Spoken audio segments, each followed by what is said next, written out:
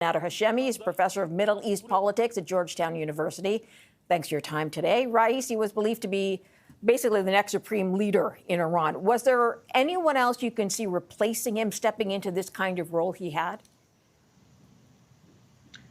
Well, he's rumored to be one of the candidates to replace the current supreme leader. There's a debate. The other candidate is the current supreme leader's son, who now is now the most likely candidate given the death of the Iranian president. What the Constitution of Iran requires after the death of the president is a new election. And so in 50 days, Iran just announced today that on June the 28th, they're going to have a presidential election. And that's a moment of uncertainty for the Islamic Republic of Iran, because elections there are not free and fair. And these elections like to be very staged, managed to send a message to Iran's adversaries, both domestically and internationally, that the regime has popular support. So it tries to generate voter turnout. The problem in Iran today is that the Islamic Republic is suffering from historic levels of low political legitimacy.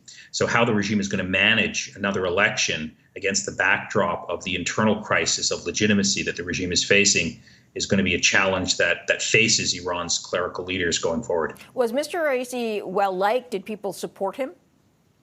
No, he was widely viewed as, a puppet of the supreme leader. He actually is one of the most darkest and most repressive figures that the Islamic Republic of Iran has produced. One of his most notorious crimes was acting as what's called one of the hanging judges that presided over a series of massacres in 1988 in Iran that sent roughly 5,000 innocent people to the gallows. And he was one of the judges that gave the execution orders. The documents for all of that are out. He presided over the 2019 uprising where at least 500 people were killed.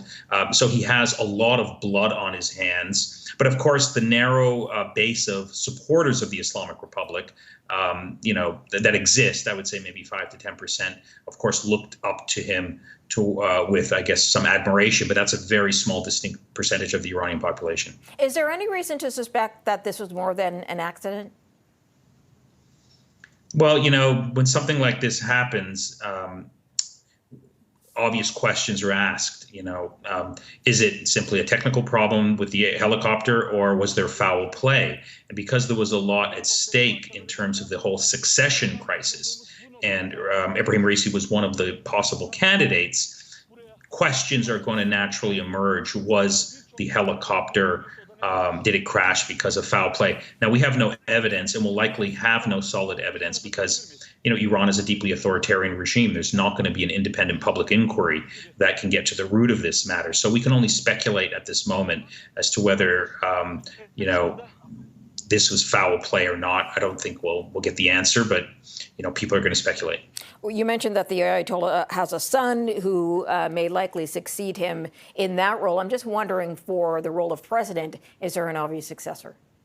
No, there isn't. And that's another challenge for the regime, because it wants to demonstrate stability and continuity. And it's got to come up with someone who has some public profile that can, be stage managed in a forthcoming election to take over the role of president. So that's another challenge for the Islamic Republic. All right, Nader, I've got to leave the conversation with you there. I'm out of time, but thank you for your time. Appreciate that. Thanks.